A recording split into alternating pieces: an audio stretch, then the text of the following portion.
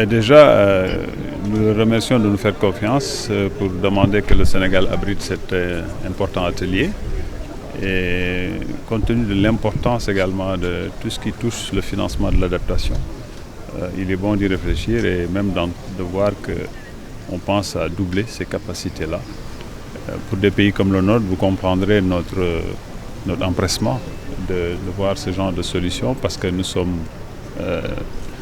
très impactés, comme tous les pays les moins avancés en réalité. Et cette adaptation aujourd'hui, son financement nous coûte excessivement cher. Parce que jusqu'à-là, quasiment, comme je le disais tout à l'heure, le gros s'est fait sur base d'endettement. Donc il vient alourdir notre situation d'endettement comme pays en voie de développement.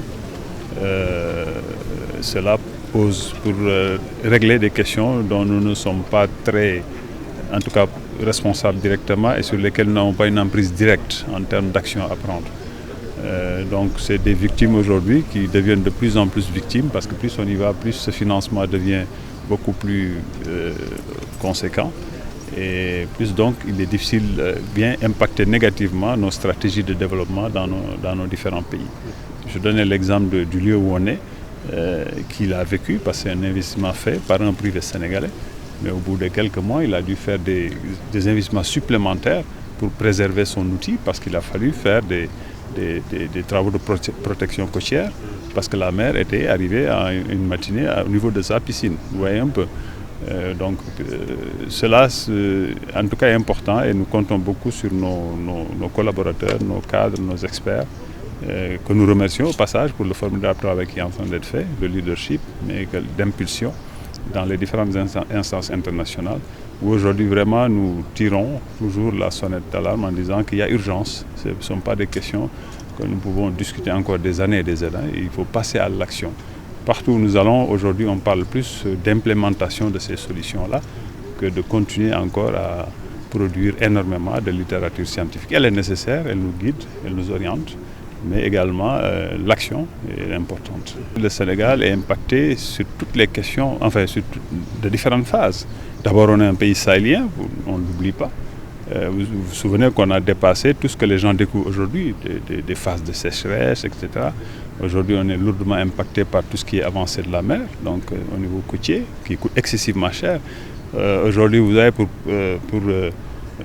protéger 11 km 100 ici, au niveau du Cap-Vert, mais on parle de dizaines de milliards, presque 52 milliards pour le faire. Et ce sont des protections peut-être qui ne sont même pas définitives, mais c'est pour préserver les populations qui vivent là. Donc on est impacté en termes d'avancée de la mer. Aujourd'hui, nous perdons des terres qui ne sont plus cultivables du fait de la salinisation, qui ne sont plus exploitables, et avec des déplacements de population. Qui dit déplacement de population, vous voyez le coût que ça représente, parce qu'il faut carrément créer de nouvelles cités, accompagner, etc., créer les conditions de vie. Donc ces impacts aujourd'hui, je ne m'hasarderai pas tout de suite à donner comme ça un chiffre. C'est sûr que nos techniciens ont une idée, mais sachez que c'est excessivement important et le Sénégal, tout ce qu'il est en train de faire aujourd'hui, tout ce qu'il est en train de faire en termes d'adaptation, il le fait sur la base d'endettement. Et d'endettement très lourd. Ce que nous faisons à Saint-Louis, c'est sur la base d'endettement pour préserver des zones entières telles que Guet-Ndar, etc. Ce que nous avons fait ici à Saly pour préserver l'industrie hôtelière au Sénégal, le tourisme, c'est fait sur de l'endettement. Et vous voyez donc pour des pays en tout cas en développement, qui ont beaucoup d'accès universel à assurer, tels que l'énergie et autres, que nous n'avons pas assuré, ce genre de coûts supplémentaires qui s'imposent à nous, parce que les causes sont lointaines. Nos techniciens aiment bien cette formule, nous avons une responsabilité commune, mais elle doit être différenciée parce que nous n'avons pas quand même des responsables du même niveau. Du fait de notre niveau d'industrialisation, nous ne sommes pas les principaux responsables.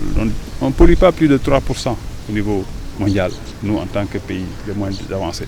Et nous sommes ceux qui payons le plus lourd tribut. Le Sénégal, j'en parle, mais aujourd'hui, si vous prenez les petits États insulaires, c'est des États qui risquent la disparition. Donc vous comprendrez un peu le niveau d'urgence. Et ça, c'est des coûts extrêmement importants. Les pays riches se sont engagés sur un financement de 100 milliards de dollars sur lequel nous courons de COP après COP, etc. Nous avons mis en place un fonds aujourd'hui pour financer les pertes et dommages. J'espère qu'à la COP 28, c'est quelque chose qui sera acté et qui commencera à être fonctionnel. Les mécanismes existent. mais ils sont excessivement difficiles d'accès parce qu'il y a énormément d'aspects de procédures, etc. Et nos organisations au niveau institutionnel ne nous permettent pas d'aller très vite souvent pour pouvoir rapidement mobiliser ces fonds.